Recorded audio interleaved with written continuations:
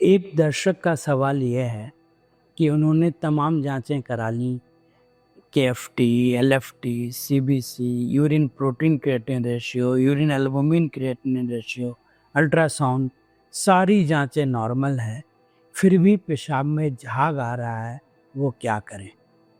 तो यहाँ पे मैं दर्शकों को ये समझाना चाहूँगा कि अगर यूरिन में प्रोटीन आए तो पेशाब में झाग ज़्यादा बनता है।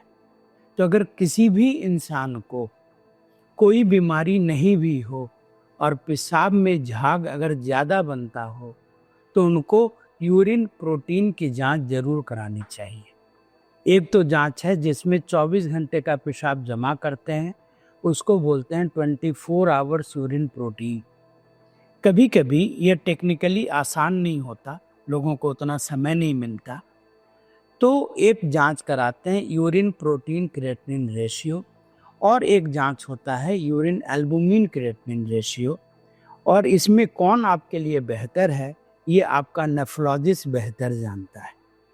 तो अगर प्रोटीन लीक हो रहा है यूरिन में तो झाग ज़्यादा आएगा, और अगर इन तीनों में से कोई जांच पॉजिटिव है इसका मतलब किडनी में परेशानी है और उस परेशानी को ढूंढने का काम नेफ्रोलॉजिस्ट का है, और अगर उस बीमारी का हम इलाज करें तो किडनी को लाभ मिलेगा। लेकिन सवाल ये है कि सारे जांचें नॉर्मल हैं तो क्या करें? देखिए, फ्रॉड आने का एक महत्वपूर्ण कारण है यूरिन में प्रोटीन का आना।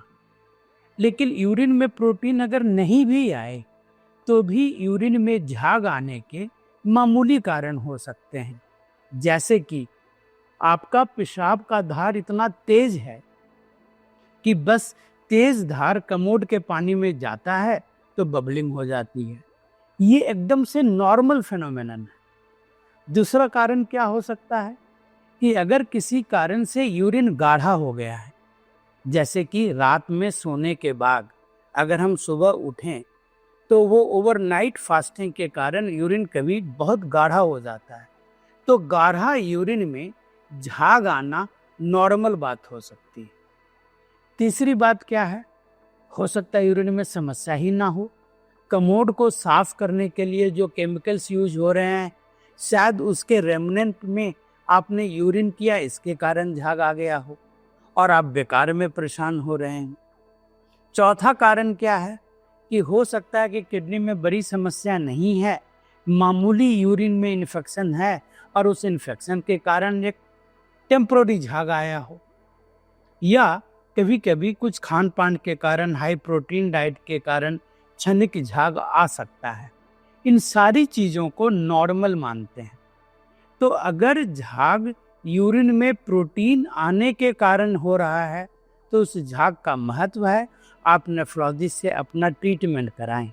लेकिन जैसा इस दर्शक ने पूछा कि सारे टेस्ट नॉर्मल है और झाग आ रहा है तो क्या करें, तो देखिए, हर लक्षण कोई ज़रूरी नहीं है कि कोई बीमारी का सूचक हो।